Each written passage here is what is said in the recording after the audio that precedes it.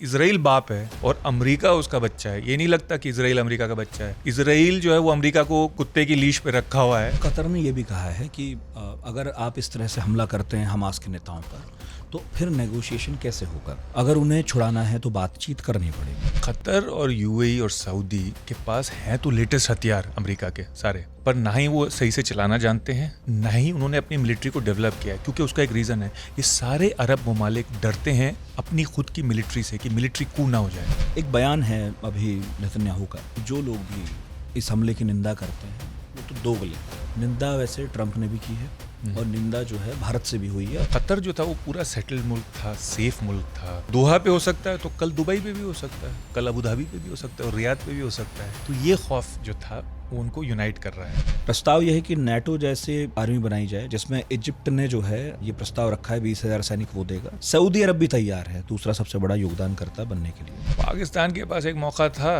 कि पाकिस्तान ऑफर करे कि देखो हमारे पास एक ही चीज़ है फौज, वो हम तुम्हें दे सकते हैं, तुम हमें पैसा दे दो, हमें पैसे की ज़रूरत है। आप ये कह रहे हैं इजराइल को रोकने का अकेला रास्ता अगर कुछ है तो फिर यही है कि बहुत सारे मुल्क सेम पेज पर आ जाएं और उसको बस बहिष्कार करने लगे। लड़ तो आप सकते नहीं। जेनोसाइड कन्वेंशन के मुताबिक जो कंट्री जिन्होंने नहीं रोकी ये जंग, यानी वो भी उसमें गिल्टी गिने जाएंगे। चीन जैसी ताकत के लिए, किसी और ताकत के लिए कोई मौका है निर्जाने का? बहुत बड़ा मौका है। भारत की कोई भूमिका कहीं कुछ दिखती हो, क्योंकि हम अरब देशों के साथ भी दोस्ती में हैं, हम इजराइल के साथ भी दोस्ती में हैं। हमें भी कुछ नेगोशिएशंस करवाने चाहिए थे और मुल्कों के, उससे हमारा स्टेटस थोड़ा सा बढ़ता है इंटरनेशनल अफेयर्स में। ये जो कहते थे कि इस्लामिक यूनिटी, ये फालतू की बातें। जो कहते थे अरब यूनिटी यानी कि एक ज़बानी यूनिटी, वो भी कहीं काम नहीं आ रही। पिछले 70 साल की इतिहास दिखा रहा है।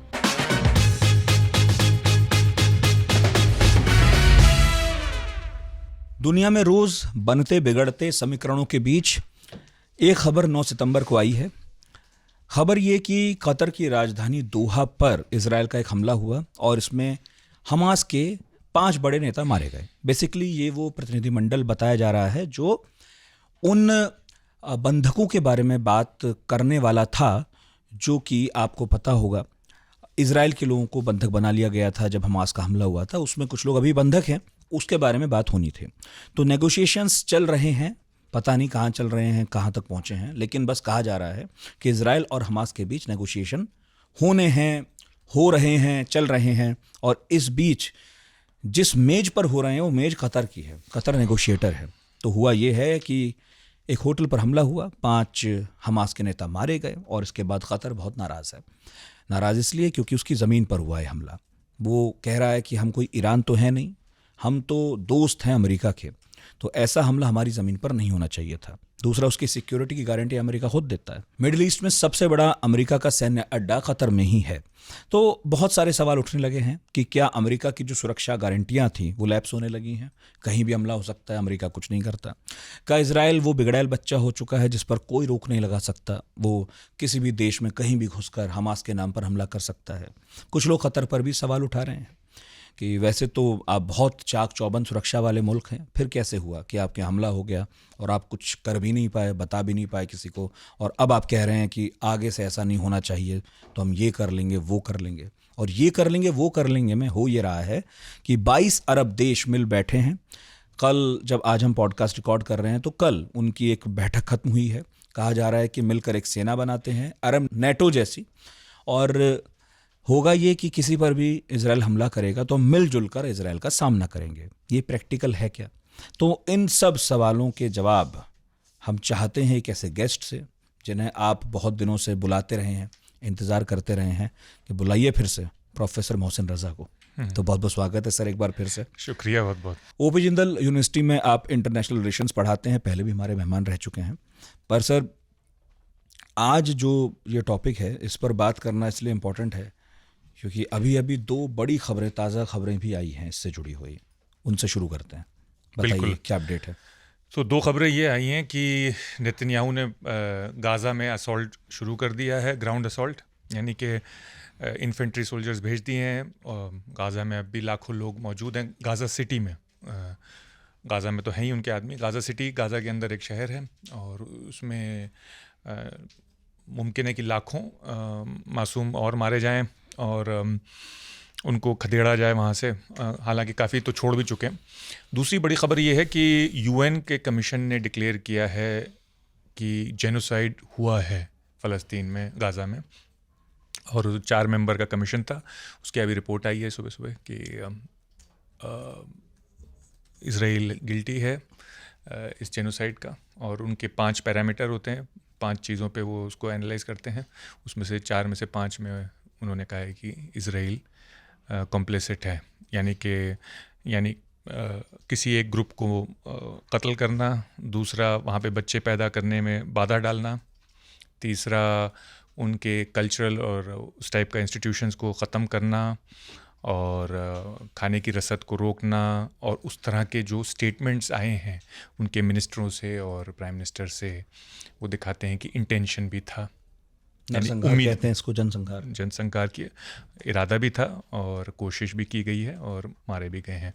बल्कि अब तो खबर ये आ रही है कि सिर्फ 65 यानी 65,000 लोग नहीं, शायद 3 से 6 लाख लोग मारे गए हैं गाज़ा में, क्योंकि जो लोग जिनको बीमारियां थीं, यानी कि डायलिसिस नहीं हो पाए, उनके वो मारे गए, जिनको कैंसर था, जिनको और बीमारियां थीं, और ऐसे भी लोग जो भूखमरी से मारे गए, वो भी गिने जाएंगे इस जंग के शिकार में। सिर्फ ये 65,000 तो सिर्फ वो लोग हैं जो बम, गोले और बारूद से मारे गए। और कुल आबादी मेरा ख्याल 20-21 लाख। बिल्कुल सही, 20-21 लाख में ये बहुत बड़ा नंबर है। अच्छा सर, जब यूएन कहता है इस बात को कि ये अब हम मानते हैं जेनोसाइड था, तो क्या ये बस इतिहास में दर्ज होने वाली एक लाइन है कि ऐसा भी हुआ था, या कुछ होता भी है प्रैक्टिकली, कोई कदम भी उठाया जाता है? ये आपने गज़ब का सवाल पूछा है, क्योंकि अब डर ये होने लगा है लोगों को कि उस रिपोर्ट में ये भी लिखा है कि जेनोसाइड कन्वेंशन के मुताबिक जो कंट्री जिन्होंने नहीं रोकी ये जंग या मदद की इज़राइल की इस जंग में, इस जेनोसाइड में, वो भी कॉम्प्लिसिट हैं, यानी वो भी उसमें गिल्टी गिने जाएंगे, वो भी उसमें माने जाएंगे कि वो भी शामिल हैं, भागीदार माने जाएंगे, शामिल माने जाएंगे उसमें। तो अब इसमें सबसे बड़ा मुल्क तो अमेरिका ही है। तो अब क्या होगा आगे? लोग सवाल ये उठा रहे हैं कि क्या अमेरिका के अगेंस्ट भी यूएन में मुहिम चलेगी। और आप देख रहे हैं कि पूरी दुनिया उतल पुतल हो चुकी है पिछले कुछ सालों में, यानी जिस मुल्क का दिल कर रहा है वो दूसरे मुल्क पे हमला कर रहा है और आनन फानन कर रहा है, चाहे वो अज़रबैजान हो अर्मीनिया के ख़िलाफ़, चाहे वो अमेरिका हो, चाहे वो इज़राइल हो। इज़राइल तो खैर 6-7 मुल्कों पे हमला कर चुका है, तो 7 हो गए। तो हर मुल्क कर रहा है, हमने भी कर दिया पाकिस्तान के ऊपर मिसाइलें। तो जिसका दिल कर रहा है, तो सवाल ये हो रहा है कि वर्ल्ड ऑर्डर जिसे कहते थे, दुनिया का निज़ाम जो था वो उथल पुथल हो गया है। तो और अब तो और भी ज़्यादा हो जाएगा अगर ये साबित हो गया कि अमेरिका भी इसमें शामिल था इस जेनोसाइड में, क्योंकि ये पहले इस तरह के एलिगेशन लगाए जाते थे रशिया के ख़िलाफ़ या इन तरह के मुल्कों के जो गणतंत्र नहीं थे, जो डेमोक्रेटिक नहीं थे, जमहूरियत नहीं थे। पर अब अमेरिका के ख़िलाफ़ लगाया जा रहा है, लगाया जा सकता है, मुझे तो लग रहा है बल्कि लगाया जाएगा। वक्त की बात है, थोड़ी सी वक्त की। आपके सवाल के जवाब में कह रहा हूँ, थोड़े इंतज़ार कीजिए। ये वो अमेरिका है जो भारत पर इसलिए प्रतिबंध लगा रहा है क्योंकि उसका ये आरोप है कि हम भी रूस का हाथ बटा रहे हैं, यूक्रेन में लोग मर रहे हैं, है ना, इस जंग में। और खुद यूएन कह रहा है कि अमेरिका हाथ बटा रहा है इजराइल का। एक चीज़ और है सर, अभी आरोप तो लगे रहे हैं, लेकिन जो लोग नहीं जानते उनके लिए पूछ रहा हूँ, ये हमास के लीडर्स कतर में कर क्या रहे थे? हमास के लीडर 2 जगह पाए जाते हैं अक्सर नेगोशिएट करते हुए, एक तो इजिप्ट में और एक कतर में। तो अमेरिका की परमिशन के साथ, बल्कि इजराइल की भी परमिशन थी। बल्कि एक और चीज़ आपको मज़े की बताऊंगा कि कतर और बाकी मुल्क कुछ रसद पहुंचाते थे हमास को, जो इस 2023 से पहले, वो सब इजराइल की रजामंदी के साथ होता था, नेतन्याहू की रजामंदी के साथ होता था। और नेतन्याहू चाहते थे ये हो ताकि हमास और पीएलओ जो है, जो पैलेस्टीनियन एडमिनिस्ट्रेशन है, वो बटे रहें। क्योंकि अगर वो एक हो जाते तो फिर फ़लस्तीन के लिए डिमांड होती कि हमें दिया जाए हमारा मुल्क। तो वो चाहते थे कि बटे रहें, और हमास जो है वो हमेशा अपोज करते रहे, तो वो चाहते कि रसद पहुँचाई जाए। तो जो यहाँ पे हमास का ऑफिस था, पीएलओ जो प्रशासन संभालता है वो वेस्ट बैंक में, वो वेस्ट बैंक में संभालता है, बिल्कुल सही। तो इनकी रजामंदी के साथ इजराइल की और अमेरिका की हमास का एक दफ्तर वहाँ था ताकि नेगोशिएशन कर पाएँ। ऐसे ही तालिबान का भी एक दफ्तर वहाँ पे था, आपको याद होगा। बाइडन, ट्रंप सबके ज़माने में, ओबामा के ज़माने में, ताकि अमेरिका वहाँ पे नेगोशिएट कर पाए। तो मतलब ये कोई नई बात या अजीब बात तो नहीं थी कि हमास के लीडर अगर कतर के किसी होटल में रह रहे थे, क्योंकि पिछले कुछ दिनों में या सालों में कह लें आप, कतर एक ऐसे देश के तौर पर उभरा है जो नेगोशिएटर की भूमिका निभाता है, खासकर मुस्लिम मुल्कों में अगर कुछ घट रहा है, बिल्कुल, उनके और पश्चिम में अगर कोई मुल्क है उनके बीच में, कुछ अमेरिका तालिबान तो है, कुछ अफ्रीका के मुल्कों के लिए भी उनके किया बीच है, में। उनके लिए अच्छा, भी किया है। तो फिर ये नेतन्याहू का गुस्सा जिसमें वो कह रहे हैं कि हमास जहां भी होगा वहीं घुस के मारूंगा, तो ये गुस्सा बनावटी है या वाकई जेन्युइन है? आपको मैं एक मज़े की बात बताता हूँ। आज जो सुबह डिक्लेरेशन किया है नेतन्याहू ने कि हमने ग्राउंड अटैक शुरू कर दिया गाज़ा में, वो अपने कोर्ट केस के बाहर किया है। यानी कोर्ट के सामने खड़े हैं, उनके करप्शन का केस चल रहा है, उसके बाहर जब अपनी अपीयरेंस दी है, गवाही दी है, उसके बाद आके उन्होंने ये अनाउंसमेंट किया है। तो अब आप समझ सकते हैं कि क्या चल रहा है, एक्टिंग ही कर रहे हैं, वो तो सब जानते ही हैं, वो क्यों इसको बढ़ावा दे रहे हैं। कतर ने यह भी कहा है कि अगर आप इस तरह से हमला करते हैं हमास के नेताओं पर, तो फिर नेगोशिएशन कैसे होगा, क्योंकि अभी भी जो लोग इजराइल के बंधक हैं हमास के पास, उनमें कुछ लोग अभी जीवित हैं। अगर उन्हें छुड़ाना है तो बातचीत करनी पड़ेगी। बिल्कुल, हमास की तरफ से बातचीत करने वालों में ये 5 लोग भी शामिल थे, आपने इन्हें मार दिया। तो कतर कह रहा है, आरोप लगा रहा है कि नेतन्याहू कोई सीरियस दिख नहीं रहे हैं कि वो इस संकट को सुलझाना चाहते हैं बंधकों वाले। तो मेरा ये पूछना है सर कि हो सकता है ज़्यादातर इजराइल नेतन्याहू के साथ खड़ा हो, ये भी हो सकता है, लेकिन वो लोग जिनके अपने अभी भी बंधक हैं, या कुछ पार्टियां भी होंगी जो चाहती होंगी कि बातचीत हो जाए, अब खत्म होना चाहिए, कुछ गुट भी होंगे इजराइल में जो चाहते होंगे कि जो लगातार गजा पर हो रहा है, जो अब यूएन भी मान रहा है, वो रुकना चाहिए। तो इनकी कितनी बड़ी वॉइस है? क्या बिल्कुल भी नहीं है कि नेतन्याहू बिल्कुल भी नहीं घिर रहे हैं अपने घर में, वो जो चाह रहे हैं वो कर रहे हैं? उससे भी बड़ी एक वॉइस है, इजराइल की फ़ौज थक चुकी है। इजराइल की फ़ौज लगातार लड़ रही है 2 साल से। उनके जो अफसर हैं वो कह रहे हैं आर्मी के कि अब बंद कीजिए। उनके जो सिपाही हैं नीचे के, वो कह रहे हैं बंद कीजिए। दूसरी एक और बात है, इजराइल की जो फ़ौज है वो काफ़ी हद तक एक परमानेंट फ़ौज नहीं है, वो रिज़र्व में रहती है और फिर रिजर्विस्ट को बुलाया जाता है। वो रिजर्विस्ट जो है वो आम नौकरियां करते हैं जिससे इकोनॉमी चलती है इजराइल की। वहाँ के लड़के लड़कियों के लिए मैंडेटरी है सर्विस, वो तो मैंडेटरी है, वो तो सिर्फ 18 से 21 साल तक के लोगों के लिए। उनको ही बुलाते होंगे लड़ने? हाँ, वो तो है ही आर्मी में परमानेंटली, उनको बुलाना नहीं पड़ता इतना। पर कुछ और उसके अलावा रिजर्विस्ट हैं जो उनसे बड़े हैं उम्र में, उनको बुलाना पड़ता है, वो भी कई लाख हैं। तो हर बार इकोनॉमी को सफ़र करना पड़ता है। तो वो भी इकोनॉमी वाले भी बोल रहे हैं कि ये हमारे, तो काफ़ी लोग बोल रहे हैं नेतन्याहू, और खैर वो सिर्फ वो नहीं है कि बंधक जो हैं उनके परिवार वाले बोल रहे हैं, उन परिवार वालों के बहुत सारे समर्थक हैं आवाम में, आम लोगों में, वो भी बोल रहे हैं। पर पार्लियामेंट में मेजॉरिटी तो नेतन्याहू और उनके राइट विंग एलाइज की है, तो मुश्किल है उनको इस वक्त टस से मस करना। और नेतन्याहू को दिख रहा है कि भाई अगर मैं निकला इस वक्त तो एक तो मैं गिल्टी पाया जाऊंगा 2023 के अटैक का कि मैंने कुछ किया नहीं उसको रोकने के लिए, इंटेलिजेंस फेलियर या जो भी कहें, और मैं रसद पहुंचवा रहा था मैं खुद ही हमास को। दूसरी बात यह है कि मेरा करप्शन केस भी चल रहा है, तो उस केस में भी मैं फांसा जाऊंगा क्योंकि प्राइम मिनिस्टर होते हुए इम्यूनिटी मिलती है कुछ हद तक। तो उन दोनों चीज़ों की वजह से कि दिखाने के लिए, और तीसरा वो दिखाने की कोशिश कर रहे हैं कि मैं इजराइल का प्रोटेक्टर हूँ, इससे उनकी पॉपुलैरिटी थोड़ी बढ़ेगी, उम्मीद कर रहे हैं।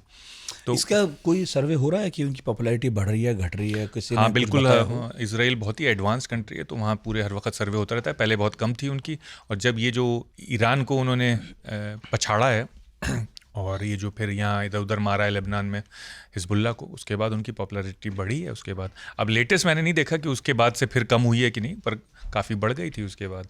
तो वो गलत नहीं थे इस अंदाजे में। तो उनको लग रहा है अब सबसे बड़ा मसा आएगा जब हमास के टुकड़े उड़ा देंगे, तो उससे फिर हमारी पॉपुलैरिटी और बढ़ेगी। एक बयान है अभी नेतन्याहू का, वैसे तो अमेरिकी जो विदेश मंत्री हैं उनके साथ ही थे, तो उन्होंने बयान दिया है कि जो लोग भी इस हमले की निंदा करते हैं वो तो दोगले हैं।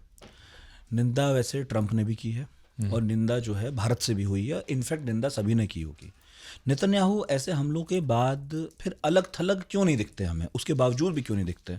सब निंदा कर रहे हैं, लेकिन नेतन्याहू जो मर्जी वो भी करते हैं।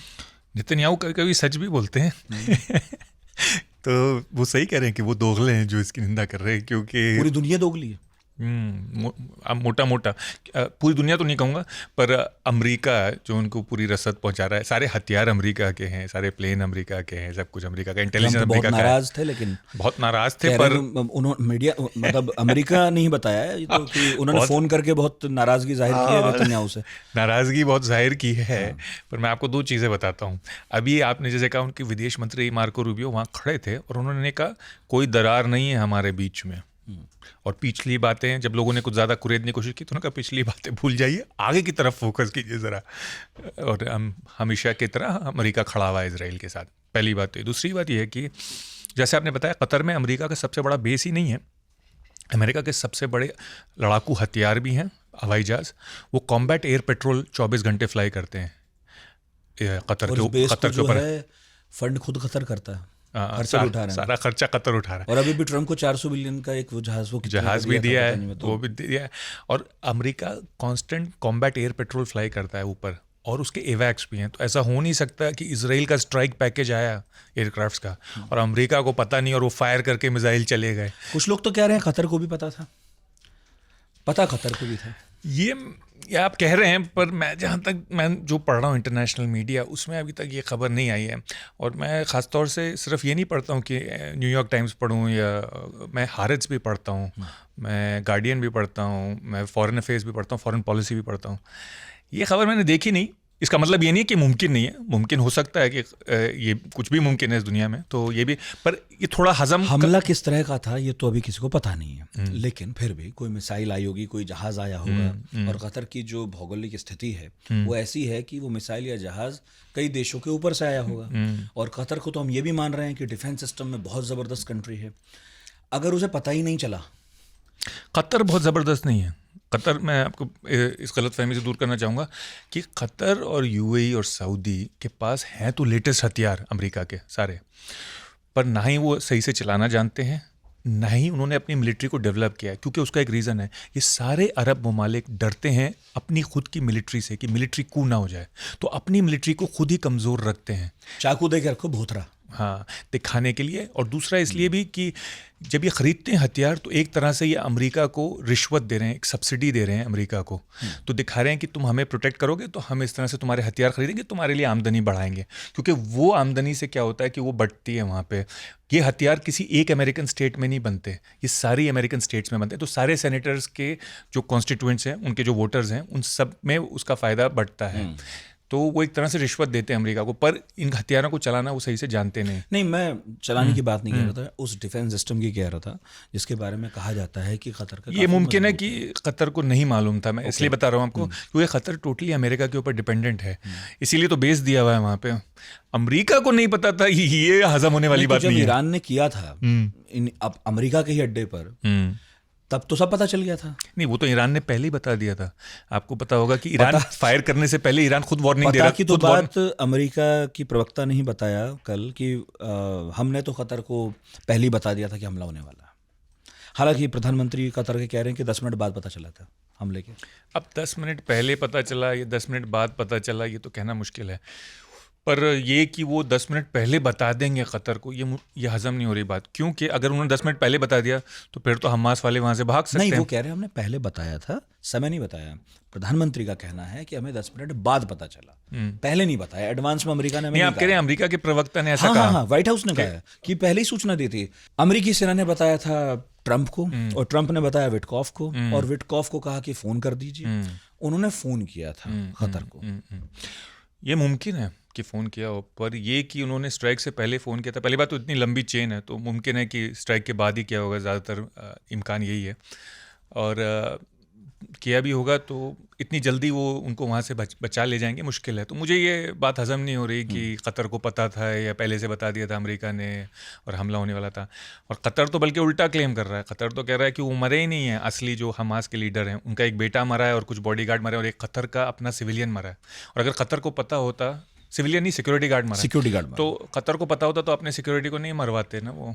तो ये थोड़ा, और अगर कतर को हमास को वहाँ से भगाना ही होता, यानी कि वो ख़त्म करना चाह रहे थे ये नेगोशिएशन, तो कतर मुंह पे ही बोल देता ना, जाके हमास इजिप्ट से नेगोशिएट कर लेता। पहले भी इजिप्ट से नेगोशिएशन कर चुका है कायरो से। बोलने में थोड़ी समस्या भी तो हो सकती है क्योंकि कतर को मुस्लिम देशों का नेता भी बनना है, कतर को वो नेगोशिएटर बनकर दुनिया में उभरना है, नहीं जो सबकी जब जो सारे मामले सॉल्व करा देता है। नहीं, मुंह पर बोलने में कोई दिक्कत नहीं है, क्योंकि वो कुछ बहाना बना सकते थे कि नहीं ये नेगोशिएशन जो है कायरो में पहले भी हो चुके हैं, कायरो में नेगोशिएशन हमास और इजराइल के बीच में, तो वहाँ हो जाती है वो नेगोशिएशन। ठीक है, अब कतर नाराज तो है, मतलब ऐसा दिख रहा है कि नाराज है बहुत ज़्यादा, और उसने सबको लेकर एक मीटिंग कर ली है।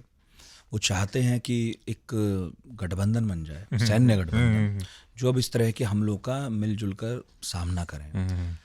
अभी जब मैं रिपोर्ट्स पढ़ रहा था तो 2025 में 7वां देश है कतर जिस पर इजराइल ने हमला किया है। 6 पर और पहले भी कर चुका है। इस हमले से 72 घंटे पहले 5 देश पे हमले हुए हैं, वहीं इजराइल नहीं किए हैं। कतर इतना इंपॉर्टेंट क्यों है कि कतर के लिए अरब देश मिलजुल कर बैठेंगे, बाकी बिल्कुल भी इंपॉर्टेंट नहीं है, इजराइल कुछ करता रहे। ये आपने गज़ब की बात कही है। वो इसलिए इम्पोर्टेंट है क्योंकि कतर जो है एक तो बहुत ही अमीर देश है, पर कैपिटा इनकम $75,000 के करीब है, और कतर जो है बहुत बड़ा सप्लायर है ऑयल का। और कतर ऐसे ही माना जाता है जीसीसी में, यानी कि खाड़ी के जो मुल्क हैं, अमीर मुल्क जो हैं, जैसे हमारा भाई है। वो एक दूसरे को, जैसे यूएई है, कतर है, सऊदी है, बहरीन है, ओमान है और कुवैत है, ये एक दूसरे के लिए सहानुभूति भी रखते हैं और इनके कॉमन में इंटरेस्ट भी हैं।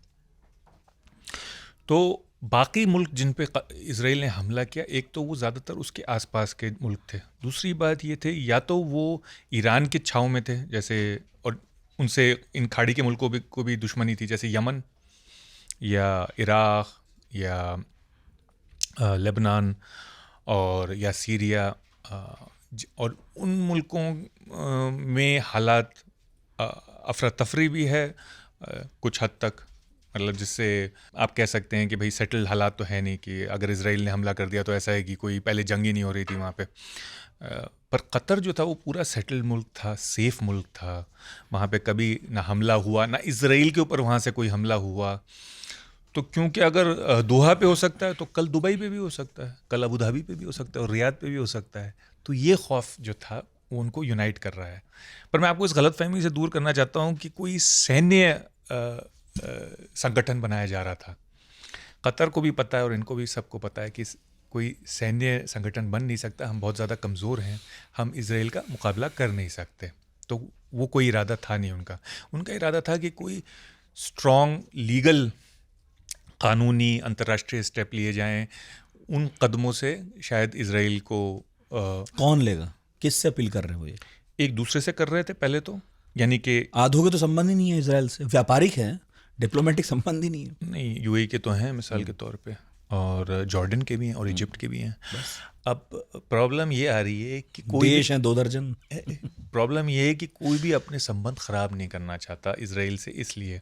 दूसरी प्रॉब्लम ये आ रही है कि कुछ तो डायरेक्टली डिपेंडेंट हैं, यानी कि $3 बिलियन की घूस दी जाती है हर साल इजिप्ट को इजराइल से अमन शांति बनाए रखने के लिए, 1979 के कैंप डेविड अकॉर्ड के बाद से। यानी ये देखिए कि वो अमेरिका देता है, इजराइल का इन्फ्लुएंस देखिए कि अमेरिका इजराइल को ही नहीं देता रसद और एड, बल्कि उन मुल्कों को जिन्होंने इजराइल के साथ पीस किया उनको भी पैसा एड दिया जाता है अमेरिका की तरफ से। उसके ऊपर इजिप्ट की मिलिट्री बहुत ज़्यादा डिपेंडेंट है, जो वहाँ की तानाशाह है इजिप्ट की, तो वो उसको ख़तरे में नहीं लाना चाहती, तो वो कुछ नहीं बोलेगी।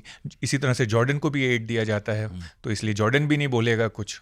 इजराइल से पीस ट्रीटी है, बोल सकता था तो सिर्फ एक यूएई बोल सकता था, क्योंकि ना तो वो निर्भर है इस तरह से पैसे के लिए अमेरिका के ऊपर, ना इजराइल के ऊपर। पर थोड़ा बहुत उसको भी अमेरिका से सिक्योरिटी चाहिए मिलिट्री, तो वो भी नहीं बोलना चाहता, वो भी पीछे कतरा रहा है। इसी तरह से सऊदी भी कतरा रहा है। पर साथ में उनको ये भी लग रहा है कि भाई ये सिचुएशन जो है ये है भी ख़तरनाक, क्योंकि कल हमारे ऊपर भी पड़ सकती है। ईरान जो है वो इतना कमज़ोर है कि कुछ कर नहीं सकता। सिर्फ तुर्की ऐसा है, पर तुर्की भी अमेरिका के अगेंस्ट नहीं जाना चाहता, क्योंकि इजराइल के अगेंस्ट जाना मतलब अमेरिका के अगेंस्ट जाना है। और आप इजराइल के अगेंस्ट जाएंगे भी कैसे, मैं आपको विस्तृत तौर पे आगे बताऊंगा कि इजराइल क्यों, मैं कह रहा हूँ कि इजराइल एक सुपर पावर है इस वक्त मिडल ईस्ट की, वो मैं आपको बताऊंगा, फिर आगे बढ़ेंगे। लेकिन अभी फिलहाल जो ये आइडिया आ रहा है कि अरब नेटो बना लिया जाए, क्योंकि अमेरिका पर कोई भरोसा कर नहीं सकते, तो ये आइडिया तो पुराना है, ये ऐसा नहीं कि रातों रात आया है। 2015 में भी आया था ये प्रस्ताव। यह है कि नेटो जैसे आर्मी बनाई जाए जो ज़मीन, हवा, समंदर, कमांडो यूनिट्स के साथ हो, ट्रेनिंग, लॉजिस्टिक्स, टेक्नोलॉजी सब इंटीग्रेटेड हो, और हर देश थोड़ा थोड़ा योगदान करे, जिसमें इजिप्ट ने जो है ये प्रस्ताव रखा है 20,000 सैनिक वो देगा, शुरुआत में वो लीड कर सकता है। सऊदी अरब भी तैयार है दूसरा सबसे बड़ा योगदानकर्ता बनने के लिए। फिर क्या बात है कि आप तैयार नहीं है मानने के लिए कि ऐसा कुछ होने जा रहा है? क्योंकि ये कभी ना हुआ है ना हो पाएगा। जो कभी नहीं हुआ है वो कभी हो नहीं सकता। अब मैं आपको समझाता हूँ ना इसकी हाँ, क्या वजूहत, please, इसकी क्या please. वजूहत है। अगर 2015 में ऐसा प्रपोजल सोचा भी जा रहा था तो वो ईरान के खिलाफ सोचा जा रहा था। अब ईरान तो हो गया बिल्कुल न्यूट्रलाइज, पस्त हो चुका, तो अब उसके लिए भी ज़रूरत नहीं है ऐसे की। दूसरी बात ये तब भी नहीं कर पाए, ईरान के खिलाफ भी ये नहीं हो पाए। तो ईरान जो इतना कमज़ोर मुल्क था उसके खिलाफ नहीं बना पाए अपनी नेटो, क्योंकि इनके आपस में भी लड़ाई हैं। आपस में भी लड़ाई है और आपस में ये कमज़ोर भी हैं, खुद भी बहुत ज़्यादा कमज़ोर हैं। ये जो दिखते हैं ये पेपर के टाइगर हैं, ओके, ये असली में टाइगर नहीं है। और अमेरिका और इजराइल के खिलाफ करेगा। इजराइल इस वक्त मिडल ईस्ट की सुपर पावर है।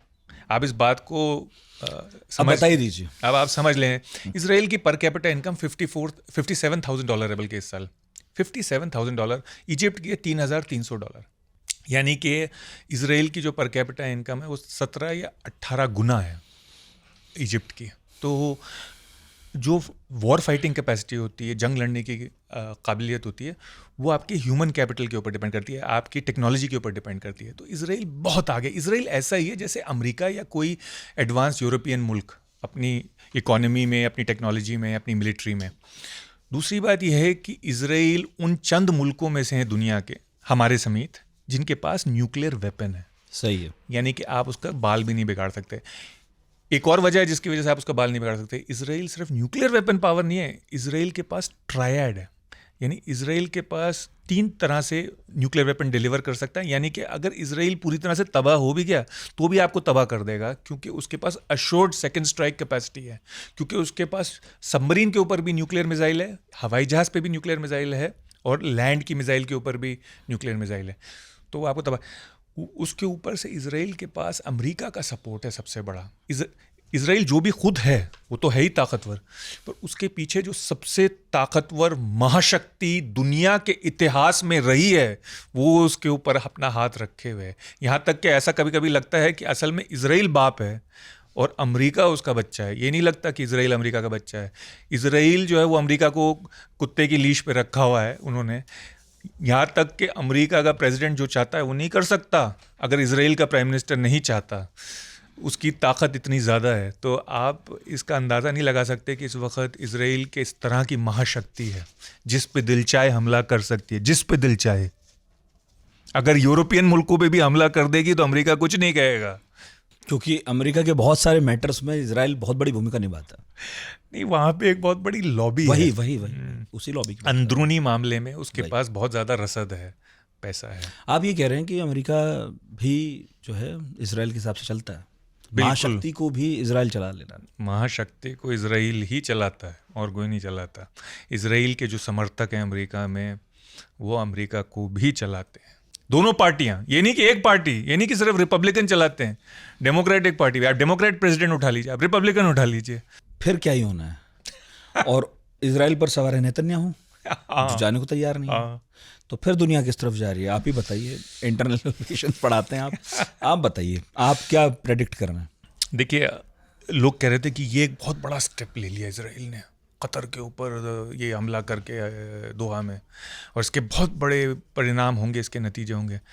अभी तक तो कोई उसका नतीजा दिखा नहीं, पर एक ख़तरा है इजराइल को कि हल्के हल्के ग्लोबल पब्लिक ओपिनियन, यानी कि लोग जो पब्लिक का ओपिनियन है पूरी दुनिया के मुल्कों में, वो अपनी अपनी सरकारों को हल्के हल्के धकेल सकता है। वही हाल हो सकता है जो साउथ अफ्रीका का हुआ अपार्थाइड के ज़माने में, यानी कि वहाँ पे बॉयकॉट होने लगा उनका स्पोर्ट्स में, उनका इकोनॉमिक बॉयकॉट होने लगा, उनके लिए मुश्किल हो गया, इसीलिए उनका कोलैप्स हुआ और उनको कॉम्प्रोमाइज़ करना पड़ा, क्योंकि इतना ज़्यादा बॉयकॉट हुआ था। अभी तक इजराइल का कुछ भी नहीं हुआ है उसके मुकाबले, 5% भी नहीं हुआ है जो साउथ अफ्रीका का हुआ था। बट आज से 2 साल बाद, 4 साल बाद, 5 साल बाद बॉयकॉट बढ़ सकते हैं। ये एक ख़तरा हो सकता है इजराइल को, बहिष्कार का। बहिष्कार से क्या वाकई किसी देश को फ़र्क पड़ता है? कभी पड़ा है? पड़ सकता है अगर आप छोटे से मुल्क हैं जो बहुत ज़्यादा निर्भर हैं इंटरनेशनल ट्रेड के ऊपर, और आपको बहुत सारी चीज़ें बाहर से चाहिए, बेचनी है, ख़रीदनी है, तो पड़ सकता है। लेकिन इजराइल खुद भी तो बहुत सारी ऐसी चीज़ें बेचता है कि दुनिया के बहुत सारे मुल्क उस पर निर्भर हैं। ऐसा कोई मुल्क नहीं है जो सिर्फ इसराइल पे निर्भर है किसी चीज़ अच्छा। के लिए। तो इसराइल बहुत एडवांस मुल्क है, बहुत ही हाई टेक्नोलॉजी मुल्क है, बल्कि उसकी टेक्नोलॉजी अमेरिका की टक्कर ले रही है कुछ जगहों में। उसको इसका भी फ़ायदा होता है कि अमेरिका की टेक्नोलॉजी सीधी इसराइल में आ जाती है, तो वो उसको इस्तेमाल कर सकता है, उसको और आगे बढ़ा सकता है उस टेक्नोलॉजी को। पर ऐसा कोई मुल्क नहीं है जो सिर्फ इसराइल के ऊपर निर्भर है अपनी किसी रसद के लिए। हम कुछ हद तक हाई टेक्नोलॉजी के लिए इसराइल पर डिपेंड है, पर हम भी पूरी तरह से डिपेंडेंट नहीं है, क्योंकि हमारे पास फ्रांस भी है, हमारे पास इटली भी है, जर्मनी भी, हम कहीं से भी आप खरीद ये सकते कह रहे हैं इसराइल को रोकने का अकेला रास्ता अगर हमारे- कुछ है तो फिर यही है कि बहुत सारे मुल्क सेम पेज पर आ जाएं और उसको बस बहिष्कार करने लगे। लड़ तो आप सकते नहीं। ये खतरा है, मैं कह रहा हूँ, मैं ये नहीं कह रहा कि ये होगा, पर ये खतरा है, क्योंकि ये हो चुका है दुनिया के इतिहास में पहले। साउथ अफ्रीका के खिलाफ लड़ नहीं सकते आप। इसराइल की जो ताकत है और जो अमेरिका का हाथ है उसके ऊपर, आप लड़ नहीं सकते। फिर तो भाई आप मैं आपको एक सीधी सी बात बताता हूँ। हिंदुस्तान के ऊपर 50% टैरिफ लगाया ट्रंप ने, अमेरिका के प्रेसिडेंट ने। ये बहुत ज़्यादा टैरिफ होता है, ये दिमाग के बाहर, कोई सोच भी नहीं सकता था आज से 1 साल पहले कि ऐसा हो सकता है। आप क्या तसव्वुर कर सकते हैं कि कोई अमेरिकी प्रेसिडेंट इसराइल पे 50% टैरिफ लगाए, किसी पार्टी का? आप तसव्वुर कर सकते हैं? संभव ही नहीं है। तो बस समझ लीजिए। जो प्रेसिडेंट ही वो बना रहे हैं, आप कह रहे हैं। तो आप ये समझ सकते हैं कि उस लॉबी का क्या पावर है अमेरिका के अंदर। पहले हम लोग कहते थे कि हिंदुस्तान की लॉबी बहुत पावरफुल है अमेरिका में, NRIs की, हमारी अमेरिका की।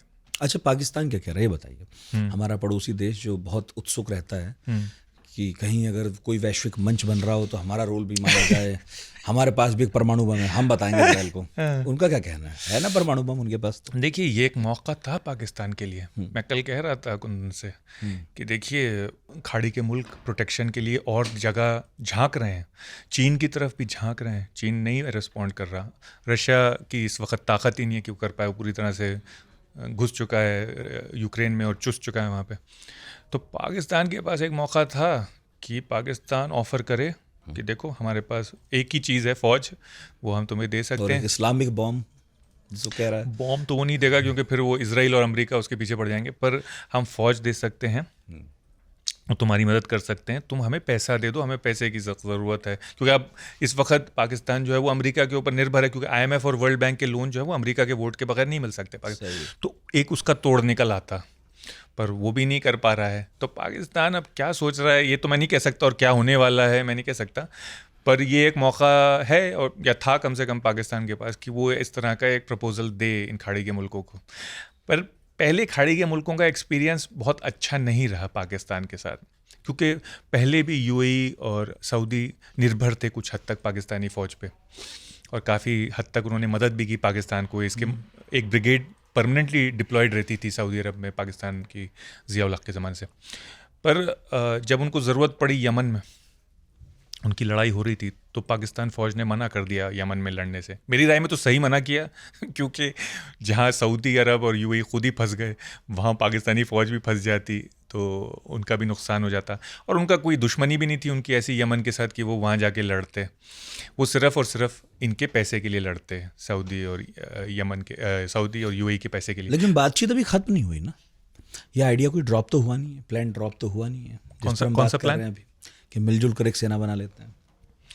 हाँ, पर कल जो मीटिंग हुई दोहा में, ये अरब मुल्कों की, इस्लामिक मुल्क की, उसमें कुछ निकला नहीं। ये तो छोड़िए कि अरब नेटो और कोई फ़ौजी कार्रवाई की जाए, पर कोई लीगल कार्रवाई, कोई डिप्लोमेटिक कार्रवाई के ऊपर भी एग्रीमेंट नहीं हो पाया। तो इससे मुझे लग रहा है कि मोमेंटम जो है कमज़ोर है, इरादे कमज़ोर हैं, और कुछ इसमें से निकलेगा मुझे नहीं लग रहा। वो जो प्रतिक्रिया दे रहे हैं दिखाने भर की है कि लग तो ऐसे ही रहा है कि कुछ दम है नहीं, बातें हो रही हैं हवाई।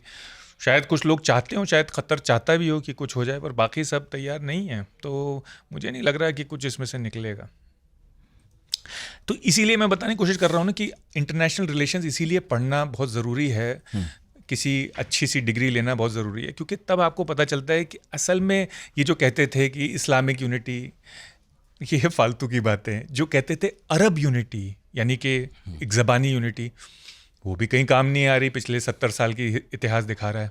तो असल में नेशंस जो हैं, वतन जो हैं, मुल्क जो हैं, वो अपने सेल्फ इंटरेस्ट अपना देखते हैं, फ़ायदा कहाँ है, और इसकी फ़िक्र नहीं करते कि दूसरा जो है वो कौन सा भाई बंधु है। ये कुछ पब्लिक में हो सकता है सहानुभूति हो, पर जब मौका आता है तो लोग अपना पहले देखते हैं, दूसरे का कम देखते हैं।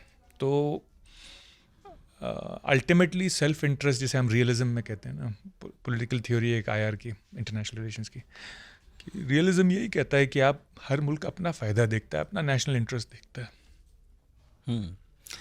ये जो हताशा है फिर इन 7-8 मुल्कों में तो है ही जिस पर हम इजराइल हमला कर रहा है, उनमें भी अब थोड़ी बहुत तो आ रही है जो कतर जैसे हैं कि अमेरिका हमारा साथ तो देगा नहीं अगर कभी इजराइल ये सब करेगा। तो क्या किसी और ताकत के लिए, चीन जैसी ताकत के लिए, किसी और ताकत के लिए कोई मौका है इन्हें रिझाने का? बहुत बड़ा मौका है, पर अब आप देखिए कि इस चीन का जो रवैया है वो समझ में नहीं आता, उसका जो बिहेवियर है वो समझ के बाहर है। कि चीन जो है वो कहीं अंदर अपना कमिटमेंट नहीं देता, कहीं घुसता नहीं। तो एक तरह से लोग कहेंगे ये समझदारी भी है कि वो जानता है, कागजों पर कुछ नहीं देता वो। नहीं, दूसरी बात ये, वो जानता है कि हमारी ताकत कितनी है, उतना ही फैलाता है अपना दामन। वो बेवकूफ़ी समझी जाती है कि आपकी ताकत है नहीं और आप अपने कमिटमेंट्स बढ़ाते जाएं। या तो आपकी ताकत बढ़े कमिटमेंट्स के हिसाब से, या आपके कमिटमेंट घटें आपकी ताकत के हिसाब से। चीन इस बात को समझता है, वो अपना सारा अटेंशन जो है वो ईस्ट एशिया और सेंट्रल एशिया पे फोकस रखता है, अपनी सिक्योरिटी पे, अपने आसपास। वो यहाँ तक कि हालांकि मिडल ईस्ट के ऊपर भी वो डिपेंडेंट है तेल के लिए, पर वो घुसना नहीं चाहता क्योंकि उसको पता है कि यहाँ के लिए फिर जो कमिटमेंट करने पड़ेंगे, जो फौजी रसद भेजनी पड़ेगी, वो उसको भारी पड़ेगी, उसको महंगी पड़ेगी। तो चाइना के लिए भी नहीं, और रूस के लिए तो आप कहेंगे ही नहीं। रूस तो खुद ही फंसा हुआ है। रूस तो अब इस हालत में नहीं है, वो तो अपना ही संभाल ले तो बहुत है, अपना ही बॉर्डर संभाल ले तो बहुत है। इंडिया ने निंदा तो की है, और जब भी कभी बात आती है तो वो हिंसा की निंदा करता भी है। भारत की कोई भूमिका कहीं कुछ दिखती हो? क्योंकि हम अरब देशों के साथ भी दोस्ती में हैं, हम इजराइल के साथ भी दोस्ती में हैं, अमेरिका के साथ पता नहीं अभी दोस्ती है या नहीं है, क्या है? पर हमारी, मुझे ये लगता है कि हमें, जैसे मे बी कतर की तरह नहीं, पर हमें भी कुछ नेगोशिएशंस करवाने चाहिए थे और मुल्कों के, उससे हमारा स्टेटस थोड़ा सा बढ़ता है इंटरनेशनल अफेयर्स में। पर हमने किसी भी जगह कोई नेगोशिएशन नहीं करवा पाए, हम अपने नेबरहुड में भी नहीं करवा पाए। यानी कि म्यांमार में इतना होता रहा। हमने एक बार कोशिश की थी श्रीलंका में, आपको याद होगा, वो नाकाम रही। उसके बाद से हम किसी भी इस तरह के मामले में कि किसी का सुलझा पाएँ, हमने ये कोशिश की नहीं। ना मिडल ईस्ट की तरफ, इराक़ में और उसमें सद्दाम हुसैन के ज़माने में, ना इधर साउथ ईस्ट एशिया की तरफ, ना सेंट्रल एशिया की तरफ। नेपाल में कोई कोशिश हो रही है? नेपाल में हमने की थी, यानी कि आप ये समझिए कि नेपाल की जो पूरी कम्युनिस्ट इंसर्जेंसी थी उसका सेटलमेंट हमने ही करवाया एक तरह से। यहीं पे हुआ, दिल्ली में प्रचंडा यहीं आए, यहीं हुआ, और हम नेपाल में करते रहे, मतलब पिछले 50-60 साल से। पर अब हमने कुछ नेपाल की भी जनता का विश्वास खो दिया है। 2015 में जो हमने वहाँ पे लगाया एम्बार्गो, वो बहुत बुरा साबित हुआ, क्योंकि वो उसी वक्त वहाँ पे अर्थक्वेक हुआ था, तो वहाँ पे ना दवाइयाँ थी, ना कुकिंग गैस थी, और हमने उस वक्त लगाया, तो वो उस पर अब एक तरह से क्या होता है कि ये सब चीज़ें ट्रस्ट के ऊपर हैं। आपका जब एक बार भरोसा उठ जाए तो वहाँ की पब्लिक अब हमारे साथ नहीं है। और यही प्रॉब्लम बांग्लादेश में आ रही है कि क्योंकि शेख हसीना का दौर इतना ज़्यादा वहाँ के लोगों के लिए वो था, ख़तरनाक था। मतलब एक्स्ट्रा जुडिशल किलिंग्स थी, टॉर्चर था, रिग्ड इलेक्शंस थे, और हमारा इलेक्शन कमीशन वहाँ जाके सर्टिफाई कर रहा था उसको कि ये फ्री एंड फेयर इलेक्शन है। हम उसको पूरा सपोर्ट दे रहे थे शेख हसीना को। हमने रियलाइज़ नहीं किया कि पब्लिक का सेंटिमेंट उनके ख़िलाफ़ हो चुका है। तो जो वहाँ की भी पब्लिक है, और फिर जो यहाँ पे जो बातें होती हैं कि घुसपैठिए और बांग्लादेशी और इस तरह के दीमक, टर्माइट, तो वो सब वहाँ का पब्लिक ओपिनियन भी अब हमारे ख़िलाफ़ हो चुका है। अब बस देखना ये है कि और चीज़ों को हम थोड़ा बचा लें, यानी श्रीलंका को, ये वो, क्योंकि हर जगह चीन घुसता जा रहा है। चीन अब हमारे पूरे, चीन को अब एक तरह से अब एक साउथ एशियन पावर समझिए। चीन अब वो नहीं है कि जो हम पहले समझते थे कि सिर्फ हमारे बॉर्डर पे हमारा दुश्मन है या ईस्ट एशिया में ताकतवर है।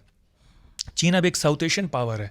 76% गाड़ियाँ जो बिक रही हैं नेपाल में वो इलेक्ट्रिक व्हीकल्स हैं और वो चीन से बन के आती हैं। किसी मुल्क में जो आपके बराबर का मुल्क है, जो ऐसा ही था जैसे हमारे लिए हमारी कोई इंडियन स्टेट हो, उसकी 80% गाड़ियाँ, उसके ज़्यादातर हाइड्रो इलेक्ट्रिक पावर प्लांट चीन बनवा रहा है।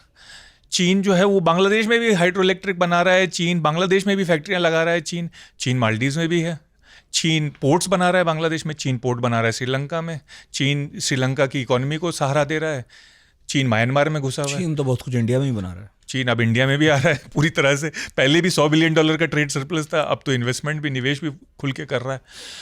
और अब तो इस तरह की बातें हो रही हैं अमेरिका के खिलाफ, तो लग रहा है कि हमारा चीन का सहयोग और ज़्यादा बढ़ेगा ही। पाकिस्तान तो ऐसा लग रहा है जैसे चीन का ही एक अंग है। हाँ, उसकी तो फौज की हर रसद वहाँ से आ रही है, उसका सारा इंटेलिजेंस वहाँ से आ रहा है, सैटेलाइट वहाँ से आ रहे हैं।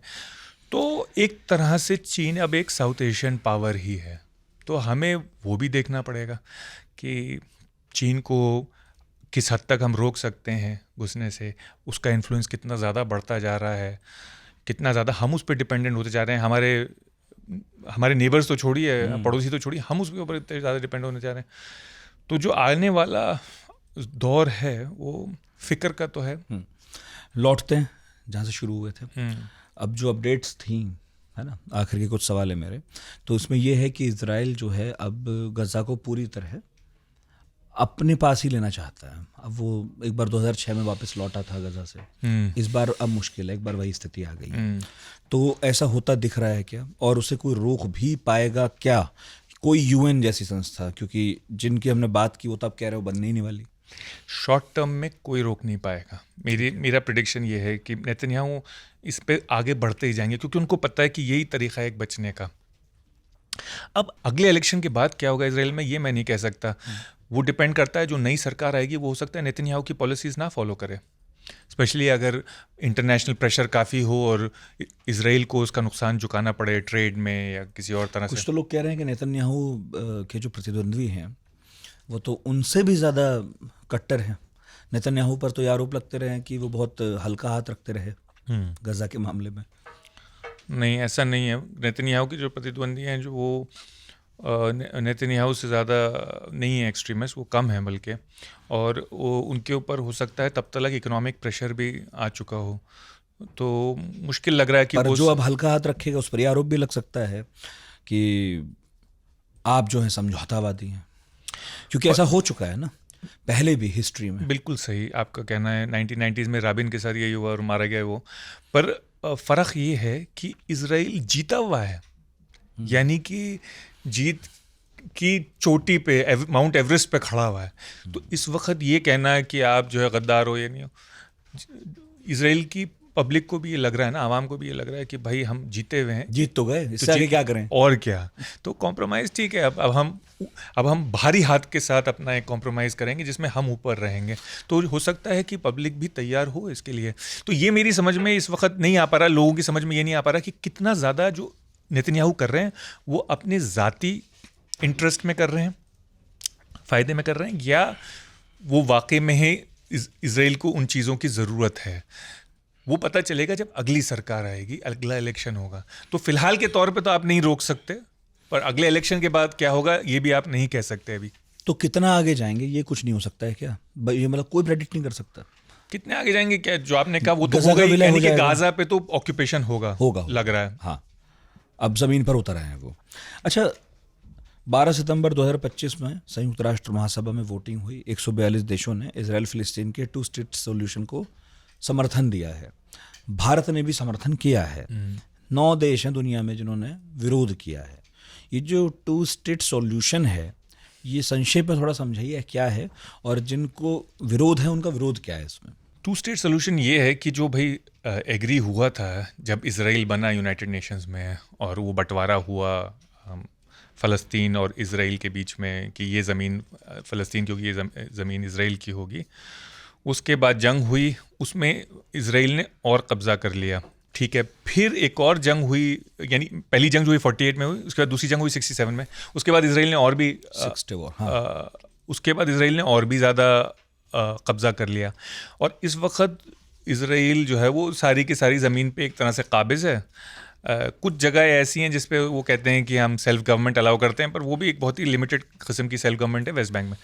तो लोग कह रहे हैं कि भैया जो बचा कुचा है 67 बॉर्डर्स के हिसाब से, 67 की जंग से पहले का, कम से कम वो दे दो। और क्योंकि तकरीबन इसराइल की आबादी है 10 मिलियन के करीब, जिसमें से 7 मिलियन जो है वो यहूदी हैं और 3 मिलियन अरब हैं, और बाकी जो फ़लस्तीन का इलाक़ा है जो उसमें भी तकरीबन 5 मिलियन से ज़्यादा अरब हैं, मतलब फ़लस्तीनी हैं। तो कुल मिला के फ़लस्तीनी अगर उस इलाके में मिलाए जाएं, वेस्ट बैंक, गाज़ा में और इसराइल के अंदर जो हैं, वो तकरीबन 7-8 मिलियन है। तो यहूदियों के बराबर ही है 7 मिलियन। तो ज़मीन का भी उसी तरह से बंटवारा हो जाए ताकि वो भी, पर इसराइल इस बात को नहीं मान रहा। इसराइल लगातार 1970s से एक तो शुरू में ही यहूदियों को 55% ज़मीन मिली थी, 45% फ़िलिस्तीनियों के हिस्से में थी जी। लेकिन जो आप कह रहे हैं कि 1948 में जो नकबा हुआ, उस युद्ध के बाद इसराइल ने करीब 78% फ़िलिस्तीन ज़मीन पर नियंत्रण किया। और अभी जो स्थिति है इसमें यह है कि फ़िलिस्तीनियों का जो वास्तविक नियंत्रण है बस वो 13 से 15% ज़मीन पर ही रह गया है। तो अब बस यही कहानी है कि ये जो 13 से 15% बची है वो भी इसराइल अपने में ले लें। पर ये भी आपको देखना होगा कि 13 से 15 पहुँचे कैसे। इसराइल लगातार 1970 से उन पे इलीगल सेटलमेंट्स बनाता रहा। यानी कि अब 1 मिलियन से ज़्यादा यहूदी, कोई कहता है 7 लाख, कोई कहता है 10 लाख, मतलब 0.7 मिलियन से 1 मिलियन के बीच में यहूदी जो है वो वहाँ पे सेटल हो चुके हैं, हल्के हल्के करके उनकी ज़मीन पे अपने घर बना चुके हैं, अपने शहर बना चुके हैं, उनके खेत जला चुके हैं फ़लस्तीनियों के, उनके घरों पे काबिज़ हो चुके हैं। तो अब उनको कौन हटाएगा? आप इसराइल को गाज़ा से तो हटा नहीं पा रहे, तो आप उनको कहाँ से हटाएंगे? वेस्ट बैंक से। तो ये सिविलियंस हैं बेसिकली। ये भी देखा जाए कि सरकार बसा रही है, ये राइट विंग एक्सट्रीमिस्ट सिविलियंस हैं। हाँ, तो सरकार बसा रही है। तो लोग ही, मतलब वही बात है, बिल्कुल सही। सरकार अगर वहाँ से हटेंगे भी तो फिर वो कहाँ जाएंगे? तो उनका अपना एक संकट है, वो हटेंगे नहीं ना वो, क्योंकि इस सरकार के सबसे कोर वोट बैंक हैं, समर्थक हैं।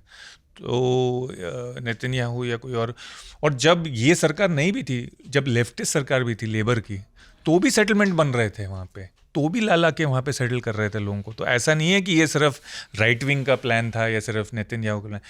पूरी की पूरी इजरायली यहूदी पब्लिक इसके फेवर में है कि वहाँ सेटलमेंट हो।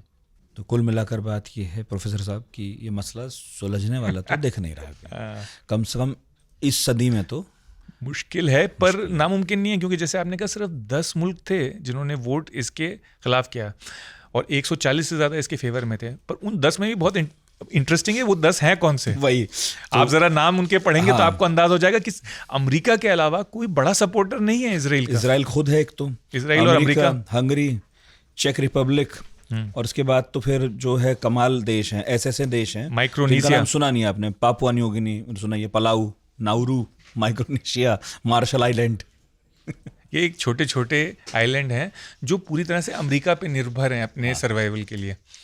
तो मतलब मोटा मोटा समझिए बस अमेरिका ही सपोर्टर है। तो ये 9 देश जो है वो ये कहते हैं कि सारी जमीन इजराइल को मिलनी चाहिए, यही है ना बात? तो इनडायरेक्टली ये कह रहे हैं, वो कह रहे हैं कि नहीं फ़लस्तीन का मुल्क नहीं फ़लस्तीन का मुल्क नहीं बनना चाहिए। तो मतलब एक तरह से कि इजराइल को ही सारी ज़मीन मिलनी चाहिए, एक तरह से समझ लीजिए। हाँ, तो बस फिर तो आज का पॉडकास्ट तो उसी बात पर समाप्त करना पड़ेगा कि कोई अरब नेटो नहीं बन रहा है, नेतन्याहू को कोई रोक नहीं रहा है, ट्रंप 2 दिन नाराज़ होंगे, तीसरे दिन कुछ होगा नहीं। यूएन जो है भले ही कहता रहे कि ये एक जेनोसाइड है, लेकिन उसके पास इससे ज़्यादा कोई ताकत है नहीं। नेतन्याहू के खिलाफ वारंट है, वारंट तामील होगा नहीं, और बाकी जो मुल्क बचे वो निंदा करते रह सकते हैं। इतनी आज़ादी सबको है। पर एक, जैसे मैंने कहा, मुमकिन है कि अगर हालात बिगड़ते गए तो एक साउथ अफ्रीका जैसी सिचुएशन ना बन जाए। इसराइल को बस एक ही सूरत में आइडिया आपको आ रहा है कि बाकी देशों को भी आ रहा है? ये बाकी देशों को भी आ रहा है, मुझे कोई ऐसा आइडिया आता नहीं, अफसोस। जो ऐसा कुछ होता दिखा नहीं मुझे कोई वही नहीं आती, अभी कुछ नहीं दिख रहा है ऐसा कि कोई कह रहा हो कि हम इसका बहिष्कार करेंगे। आप कह ही रहे हैं कि बहिष्कार करने वाले पहले डरे हुए हैं, वो ना हमारा कर दे। क्योंकि ऑप्शन ढूंढना, इसराइल से जो आप सामान खरीद रहे हो, ऑप्शन ढूंढना कितना मुश्किल है, ये तो इंडियंस को भी अब समझ में आ रहा है जब अमेरिका के ऑप्शन ढूंढने पड़ रहे हैं। एक तो ऑप्शन ढूंढना मुश्किल है, नहीं, अमेरिका के ऑप्शन हमारे लिए और वजहों से मुश्किल, क्योंकि अमेरिका इतना बड़ा मार्केट है, $31 ट्रिलियन का।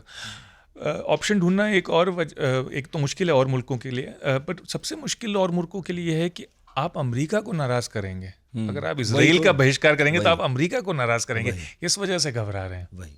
पर क्या पता कल अमेरिका में गवर्नमेंट बदल जाए, ये भी तो नहीं कह सकते। आप ही तो कह रहे थे कि गवर्नमेंट कोई भी आ जाए चलाएगा इजराइल। ये पिछली बातें थी, आगे की बात नहीं है। आगे क्या होने वाला है, अमेरिका में भी बहुत जल्दी से पॉलिटिकल चेंजेस आ रहे हैं।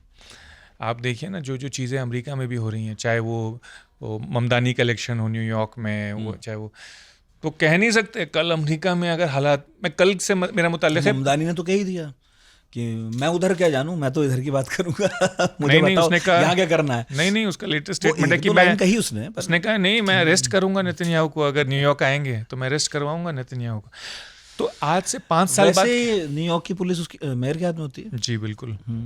आज से मुझे पता नहीं, क्योंकि ट्रम्प वहाँ लगातार नियम बदल रहे हैं। वॉशिंगटन डीसी में तो कुछ बदला ही है।